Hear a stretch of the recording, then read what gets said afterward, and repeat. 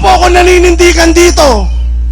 Kung naalala nyo, nung June 10, yung batang babaeng iyak ng iyak, na nasipa sa mukha ng pulis, anak ko po yun! Oh, grabe! Paano nila sasabihin, masamang tao si Pastor?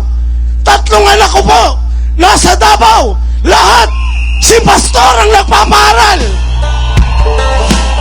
Yan po ang nagpapatunay kung ano po si Pastor Kibuloy. Pastor, nasaan ka man? Hanggang kamatayan, ipaglalaban ka namin! Ayan po, nakita po natin ang patotoo ng isang brother na Batanggenyo. Ano po ba masasabi nyo ngayon sa mga miyembro ng KOJC?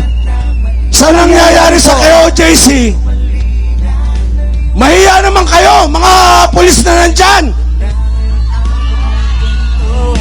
Para sabihin ko sa inyo, dati rin ako naging criminology professor sa Batangas. Wala akong tinurong kanya sa mga pulis.